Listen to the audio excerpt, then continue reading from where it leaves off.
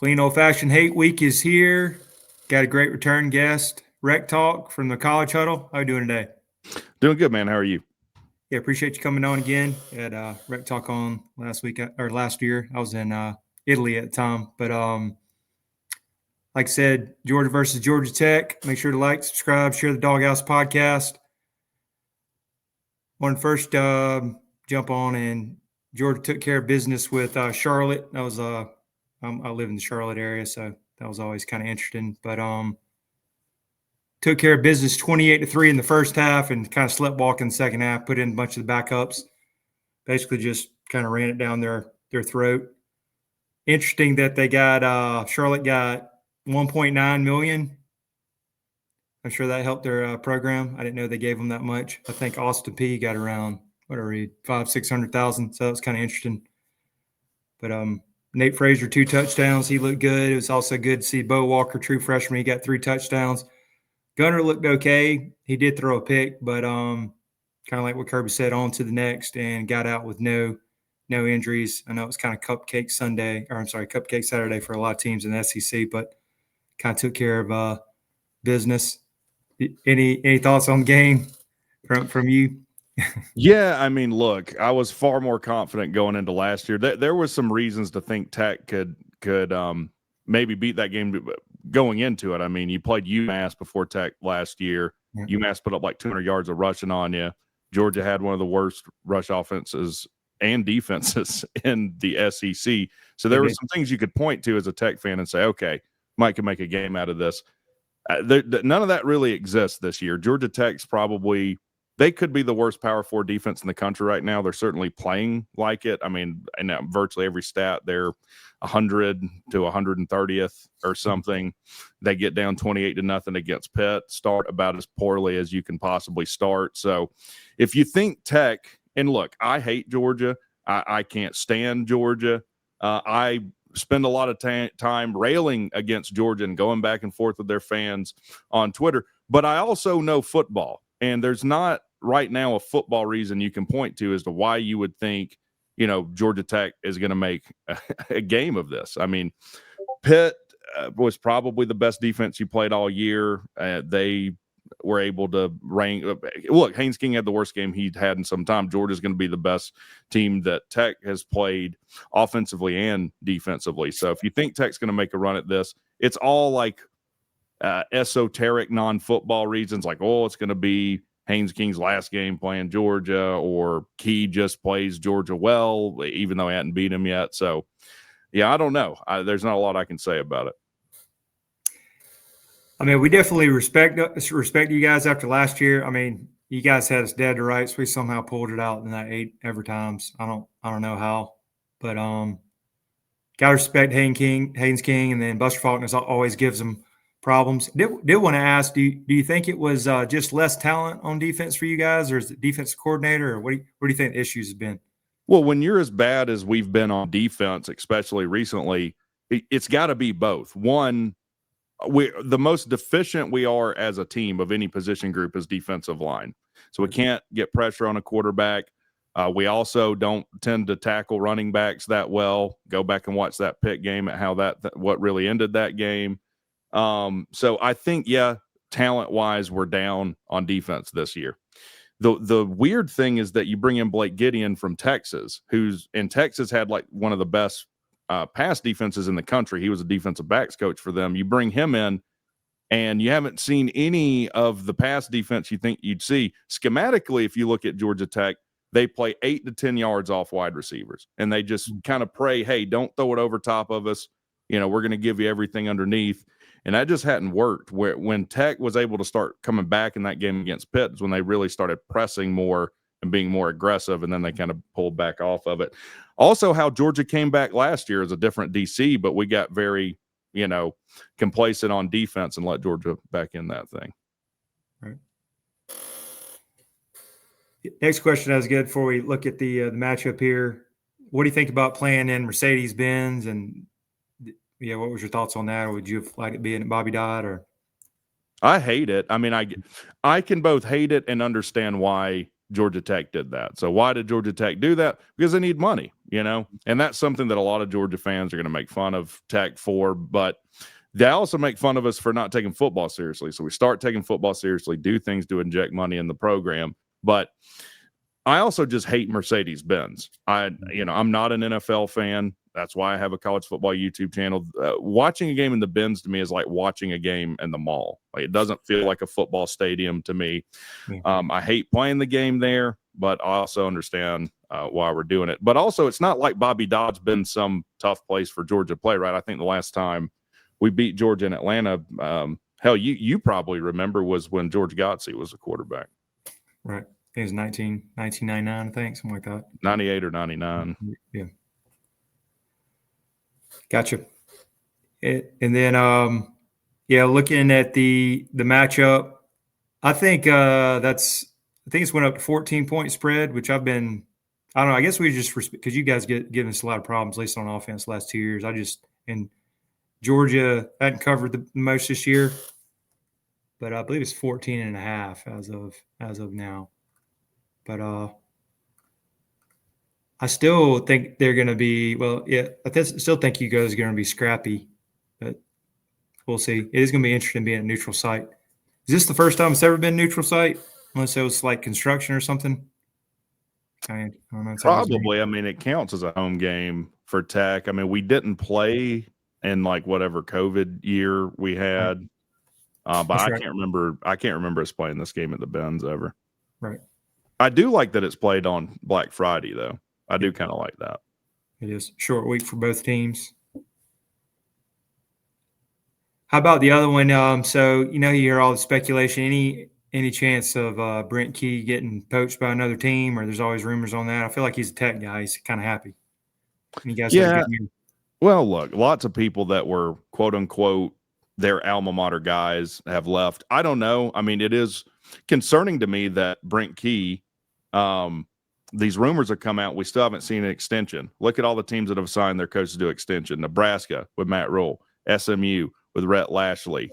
And there's a few other ones in there too. So I don't know why we haven't signed them to an extension. And then in the period of these rumors being out, Tech's playing the worst football they have all year. So I'm not thrilled about that. I don't know anything. I mean, I think if he was going to go somewhere, I mean, he's from Alabama. Auburn might be one. If he was going to leave, he might be interested in. I don't know about Florida. I don't know why anyone would go to LSU when they're not going to pay you on your way out. So not like they would be interested in Key anyway. But. Right. Yeah, I'll go ahead and make my pick for the game. I do think I could even see Georgia Tech scoring first, just because Buster Faulkner and Haynes King always given Georgia problems. But I just think due to Georgia Tech's kind of weakness against the rush, and I think Gunner's playing pretty well down the stretch. I like them, maybe not to cover, but 35-24, something like that, late touchdown. But this will be a close game. Definitely don't see it being a blowout, because I just think our defense they're slowly getting better, but still have some gaping holes. Not great in secondary, give up a lot against the pass. Pretty good against the rush. I didn't know they were number 5 against the rush quietly. So they do stop pretty good rushing wise. So I'm going to say 35-24, but it'll be a close game, in my opinion. Yeah, I don't know if it'll be a close game. I mean, anything football-wise you wouldn't be able to point to say that you think this is going to be a close game. I mean, I think it's the same thing I said against Pitt last week. If you think Georgia Tech's going to make a run at this, you would think it's going to be in a shootout. However, we faced the number 3 rush defense in the country last week against Pitt. We had like 23 yards of offense going in the second half of the second quarter. Right, so then we had to start throwing the ball, and then Haynes King threw a 100-yard pick six. So I think for Georgia Tech to be competitive in this game, and look, I guess you could say, in rivalry games, you throw all this out the window. Crazy things can happen, and hell, they certainly can. Georgia Tech's going to need some help. We're going to need to probably be at least like +3 turnover margin. We're probably going to need to have some things happen on special teams, and Georgia Tech's going to have to be mistake-free on offense, and they'll have to play like they did last year, probably, and then we still didn't come out on top of that one. So I don't know, man. I'm not super confident. Like, that game last week took it out of me, But yeah, I mean, I hope we show up. Yeah, I think you will. And then Brent Key, he's always wanted to beat Georgia. I just think there's gonna be some motivation there. And sometimes when a team plays bad, they can get up for the rival team. So we'll see.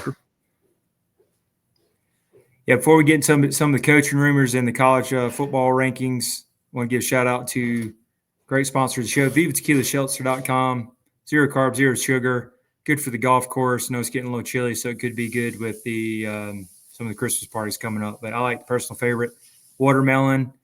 Try to get the coconut flavored when you can. Doghouse 20 for 20% off. Also, they're great. I believe they're sponsored #1 seltzer by the Boston Bruins.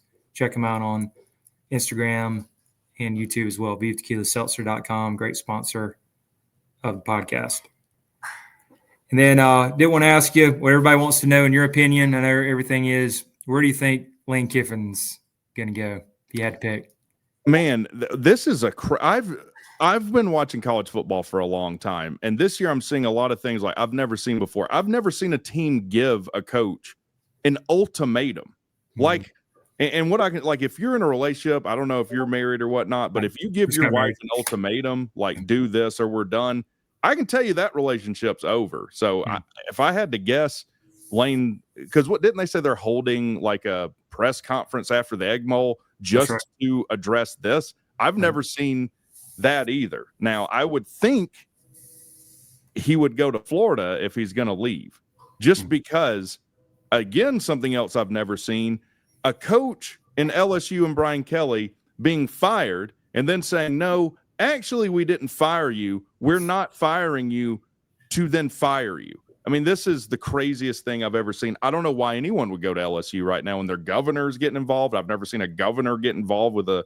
coaching search, but I don't know that what Pete Thamel reported that they had offered him $90 million. It didn't give a time period. I don't think Lane stayed anywhere more than like 3 years, right?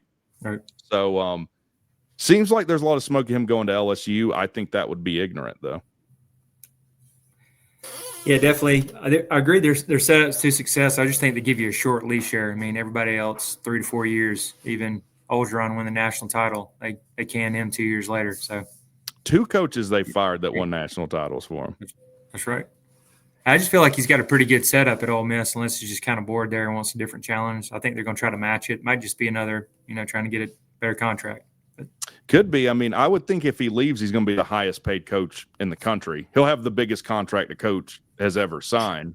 So if that's his pure motivation, the thing is, like, Ole Miss has never really had a lot of success, right? Lane is probably the best coach they've ever had, and I don't even think it's close. So you stay at Ole Miss, you could play for a national title at Ole Miss this year. Who knows? He's definitely going to be in the playoffs. Now, I don't know if you saw this. The playoff committee came out tonight and listed as some of their criteria unavailability of coaches as what they consider ranking you. The college football playoff committee is a complete joke, in my opinion. They don't know what they're doing. They're just ad hoc rationalizing what's happening. But yeah, I don't know. That's what I have to say about it. Gotcha. So let's say he stayed at Ole Miss. Any names you might see to go to LSU or Florida or even Auburn or any? That's so for LSU, it's tough because LSU has this pretentious air about them with how they're picking coaches. Like, no, we're not taking anyone out of the group of 5. We're going to get an established, best coach on the board. But they've kind of shot themselves in their foot with that. So I don't know. With Auburn, a lot of people are hearing, was it Summerall out of Tulane going there? But Auburn's an interesting place too, because I didn't think Hugh Freeze was going to be a good hire. You hire a guy that has some serious allegations in a religious school at Liberty, and he DM'd the girl after she accused him. They didn't care. They still hired him. Weird that also after they fire Hugh Freeze, all of a sudden they can play offense. So I don't know. Auburn, how many coaches are they paying right now? I don't even know. It might be 2. I mean, they wanted to fire that guy, that Harsin. They wanted to fire him the minute that they hired him. Yeah. So I don't know who'd want to go to Auburn right now and then be in the shadow of Bama. Yeah. Yeah. I'm not sure if Gus Bus is still getting a check too. Gus. Yeah. What if they hired Gus again? Because he's probably going to be looking for a job soon too. Another thing, talking about people that are looking for coaches, people that let me lay this out for you. Okay. Cal loses to Stanford. They fire Justin Wilcox. Florida State loses to Stanford, retains Mike Norvell. He's probably going to get beat by Florida, and that's going to be the 4th year out of 6 he misses a bowl. Where else in the country do you get retained with that kind of record? I think they just don't have the money. They think they're basically said, "Hey, we don't have the money. We're going to keep you, but till we figure it out." I guess they got some. Yeah. Glad they sued the ACC and ESPN, your dog sitter, and whoever else they sued. That's right. Another name I was hearing from Auburn, which would be hilarious, is like Jimbo Fisher or something. He's hanging out ACC. Was it ACC or network? Boy, that no one's taking a shot on him tells you something. And this brings us back full circle to Haynes King. If you remember back when Haynes King came to Georgia Tech, everyone was like, what an awful get out of the portal. Like, Haynes King is not going to be it. Part of the reason is because Jimbo Fisher coached him to do silly and ignorant things. Like, I don't know if like you played high school ball, but it's kind of archaic, this archaic quarterback coaching thing to have people hold the ball up real high. Like if you go look at ball 20 years ago, you see that. I guess they thought the defensive linemen couldn't get their hands on if they're rushing you. In high school, Haynes King had a competent throwing motion. Goes to A&M, he's running around like this. He has 3 hitches in his throw. So I don't know, Jimbo. Let me say it this way: the thing that made Nick Saban so great is because he evolved with college football. Yeah. Jimbo didn't do that. I also got in a big spat with Saban too, which was funny. Yeah. Yeah, he just seemed to be really stuck in his ways, and kind of the offenses kind of passed him by. So yeah, I agree with that. And you know what he's making per day right now? What's that? I just remember it's $70 million buyout, whatever that is. He's making over $32,000 a day. Wow. To not coach at Texas A&M. That's how bad he was. Was that another Jimmy Sexton? Brilliant. That guy's everywhere. Contract. Was that him? I don't know a single like bigger name Power 4 coach that's not represented by that guy. Yeah, he's got them locked down. He's got them, all of them. We need like a Teddy Roosevelt to come in and bust this Sexton monopoly up or something. We do, man. He's got them. He's got it going. He probably has more money than any of these coaches do. He does. He's getting 10% or so of each one of those contracts. Yeah. It's crazy. And I wonder if like Kirby or one of them has it in his contract. Hey, if it's if someone makes more than me, I get a contract extension. I think Saban had that, or if that was a rumor. Oh, like a favored nations clause. You know what, the first time I heard that being a thing, I don't know if you watch wrestling in the day. Oh, yeah. WCW, Scott Hall and Kevin Nash had favored nations contracts. I want that. That was awesome. Outsiders. The Outsiders, baby. Yeah. Yeah. Love some WCW back in the day. Goldberg. It's great. Yeah. Go back to Jimmy Crockett, man. We'll go way back. Oh, yeah.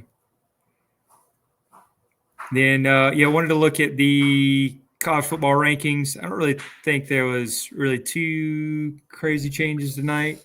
Miami jumped in. That's a big one, because now that that there's scenarios where you could have Duke win the ACC still with 2 losses if like Virginia loses, SMU loses, etc. Other words, you could have Miami be the only ACC team in, and the ACC champion left out. Because you've got North Texas, Tulane, who's ranked in there? You could have these group of 5 teams ranked ahead of the ACC champion, depending on who it is. Do you agree the whole thing is, do you think Notre Dame should be ahead of Miami, even though Miami beat them head-to-head? Man, me and Pete crashed out over some ignorant Notre Dame fan over this, because people, losses at the beginning of the year somehow don't count. Losses at the end of the year are devastating. We're trying to overcomplicate this thing to a point that no one knows what's going on. The reason that you appeal to all this other BS is when 2 teams haven't played each other. When they've played each other and they have the same record, then you don't have to appeal to all this other nonsense. It seems like they're trying to correct it with Miami being 12. And maybe they're going to say, well, Notre Dame's played tougher teams. Well, what's Notre Dame's best win? USC? Yeah. You know, so I don't know. I can't make sense of it. I also it's a nitpick. Indiana should be ahead of Ohio State though. They should be ranked number 1. They have the best win in the country. Yeah. Like I said, Ohio State's just smoking, just smashing people, but best win is against Texas. I know his first game there, 7 points. And I think they might have played Illinois, who was ranked at the time, but hadn't played. Texas is not good. Yeah. They're not a good team. Hey, here's my other question is, if Michigan somehow beat them again, do they go after Ryan Day and want to fire him again? Because that'd be 5 straight years because they hate him that bad. They shouldn't, but here's the thing. And Georgia fans have told me this. Pete, if you know who Pigskin Pete is, him and Lou do the Monday show.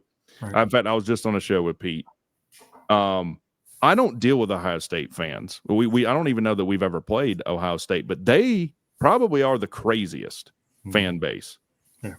That they were ready to fire Ryan Day before they won the national title. Like right between them losing to Michigan and them running the playoffs, they were ready to fire Ryan Day.